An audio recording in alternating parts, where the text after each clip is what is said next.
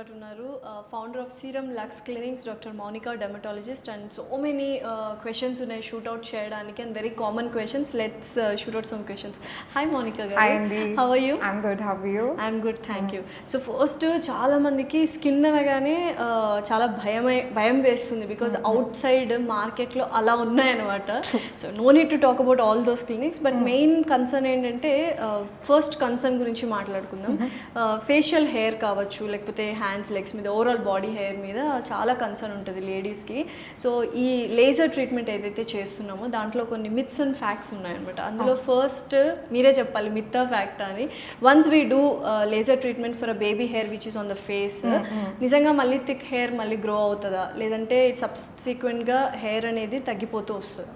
మీరు అడిగిన క్వశ్చన్కి బేబీ హెయిర్కి మనం లేజర్ హెయిర్ రిడక్షన్ చేయొచ్చా లేదా పాయింట్ ఈజ్ ఏంటి అంటే అండి, when you have very fine hair మనం పీచీ ఫజ్ అంటాం దానికి హెయిర్ ఒక్కొక్కసారి ఏమవుతుంది అంటే డిపెండింగ్ అపాన్ ద టెక్నాలజీ, మీ మెషిన్కి ఏ టెక్నాలజీ అయితే ఉందో దాన్ని బట్టి మనం చూస్ చేసుకోవాలన్నమాట. ఓకే, సో మెషిన్ని బట్టి వీ హ్యావ్ టు డిసైడ్. అంటే బేబీ హెయిర్ ట్రీట్ చేయడానికి ఒక మెషిన్, థిక్ హెయిర్ ఉన్న వాళ్ళకి ఒక మెషిన్ ఉంటుంది అనమాట.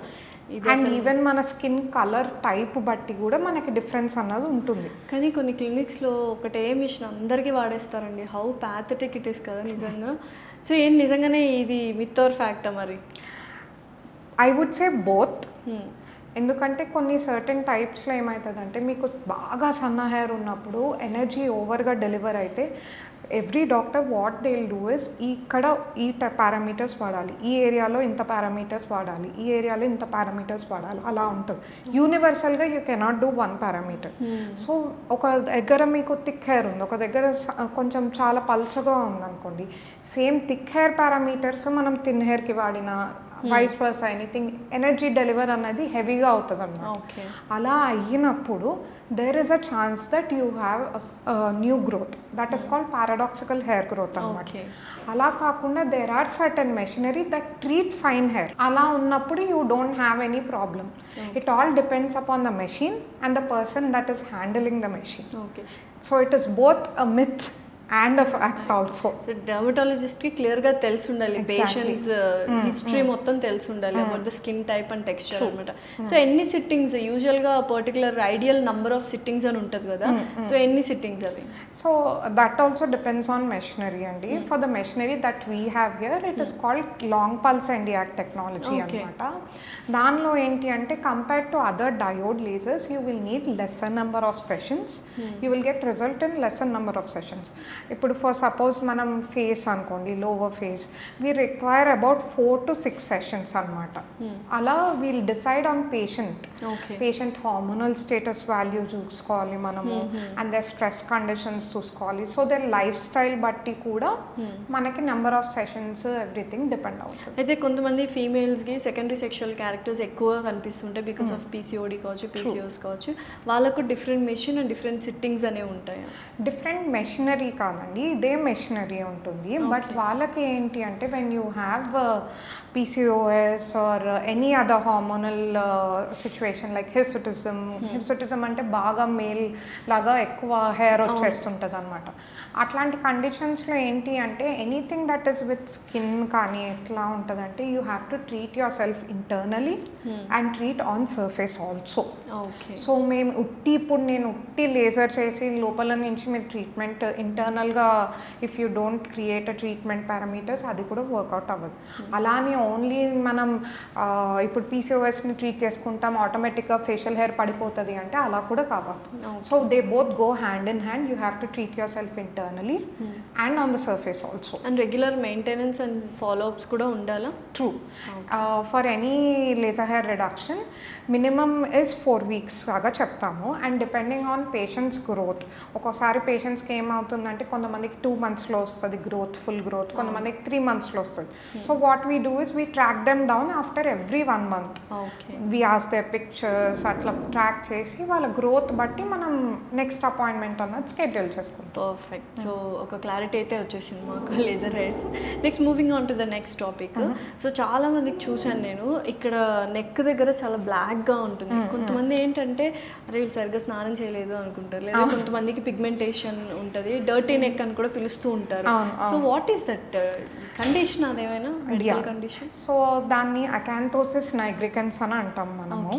అకాంతోసిస్ నైగ్రికన్స్ అంటే మీకు ఫిజికల్గా అక్కడ ఎలా కనిపిస్తుంది అంటే, మామూలుగా మనం ఏదైనా ఎండలోకి వెళ్తే జస్ట్ లేయర్ పిగ్మెంటేషన్ ఉంటుంది, నల్లగా అవుతుంది. కరెక్ట్. అకాంతోసిస్ నైగ్రికన్స్లో ఏమవుతుంది అంటే మీ చర్మం ఏదైతే ఉందో అది బాగా థిక్ అయిపోతుంది, వెల్వెటీ లాగా ఉంటుంది అనమాట. ట్రూ. సో ఆ వెల్వెటీ లాగా ఉండటం, నల్లగా ఉండటం, ఇవి సైన్స్ ఆఫ్ అకాంతోసిస్. ఎందుకు వస్తాయి? What are the reasons? So acanthosis can be because of మన ఇన్సులిన్ రెసిస్టెన్స్ అని అంటాం. బాడీలో ఇన్సులిన్ లెవెల్స్ ఎక్కువ పెరగటం వల్ల, దానివల్లనే మీకు పీసీఓఎస్ అట్లా మల్టిపుల్ హార్మోనల్ ఇవి ఇంబ్యాలెన్సెస్ ఉంటాయి. ఇవన్నీ ఉన్నప్పుడు ఏంటి అంటే పీసీఓఎస్ కానీ ఇట్లాంటివి, అకాంతోసిస్ అన్నది skin sign of showing you have insulin resistance. Okay. So ఆ స్కిన్ దాన్ని ట్రీట్ చేయాలి, స్కిన్ సైన్ అనమాట అది. సో అండ్ సో పీపుల్కి ఇది ఉంది అంటే you should be able to identify, okay వీళ్ళకి ఇన్సులిన్ రెసిస్టెన్స్ ఉందా, హార్మోనల్ బ్యాక్గ్రౌండ్ మనం చెక్ చేయాలా, ఆర్ ఇట్ ఈస్ హెరిడిటరీ, అట్లా చూసుకోవాల్సి వస్తుంది అనమాట మనం. అండ్ దానికి ఏంటి అంటే along with treating pigmentation you will have to treat thickness of the skin also. దానికి మనకి చాలా రకాల ట్రీట్మెంట్స్ కానీ, మెడికల్ బేస్డ్ ట్రీట్మెంట్స్ కానీ, లేకపోతే ఇన్ క్లినిక్ ట్రీట్మెంట్స్ కానీ ఉంటాయి. అది మనం పేషెంట్ బట్టి వాళ్ళ రిక్విజిట్స్ బట్టి డిసైడ్ చేస్తాం అన్నమాట. సో మరి ఎన్ని రోజులు ఆ పిగ్మెంటేషన్ అనేది తగ్గిపోతుంది? ఫ్రాంక్లీ స్పీకింగ్ చాలా రెసిస్టెంట్ పిగ్మెంటేషన్ అండి అకాంతోసిస్ నైగ్రికన్స్. చాలా థిక్ ఉంటుంది. ఇన్వేసివ్ కాదు, నాన్ ఇన్వేసివ్ ట్రీట్మెంట్సే ఉంటాయి. We can do chemical peels కానీ, లేకపోతే పీకో లేజర్, క్యూ స్విచ్ లేజర్ లాగా చేసుకుంటాం. Usually it is multi disciplinary approach అనమాట. వీళ్ళు కొన్ని సెషన్స్ ఆఫ్ లేజర్స్ కానీ, కెమికల్ పీల్స్ కానీ, along with that in house మీరు అట్ హోమ్ మెడికేషన్ కూడా తీసుకోవాల్సి వస్తుంది అనమాట. సో మరి సీరం లక్స్ క్లినిక్లో ఎటువంటి ఎక్విప్మెంట్ ఉంది దీన్ని ట్రీట్ చేయడానికి? సో మన దగ్గర వచ్చి we have something called S pico laser and Q switch laser combination. It is called Fotona star walker అనమాట. It is one of the finest machines that is available in the market for pigmentation. Along with pigmentation ఆ machine versatility ఏంటి అంటే, pigmentation ఒక్కటే కాకుండా మీకు టోనియల్ ఫంగస్లు ఉన్నా, లేకపోతే ఇప్పుడు కొంతమందికి ఏంటి అంటే మంగు మచ్చలు ఉంటాయి, అవి ట్రీట్ చేయొచ్చు. We can treat tattoo removal చేయొచ్చు. And we can treat acne and we can treat LHR also with that. And also lot of people ఇప్పుడు ఏంటి అంటే ఫేస్ పైన హెయిర్ నచ్చక బ్లీచ్ చేస్తూ ఉంటారు, కెమికల్ బ్లీచింగ్, గోల్డ్ కలర్ లో మారిపోతుంది. సో ఆ కెమికల్ బ్లీచింగ్ వల్ల ఏంటి అంటే మీ హెయిర్ తో పాటు మీ స్కిన్ కూడా డ్యామేజ్ అవుతుంది.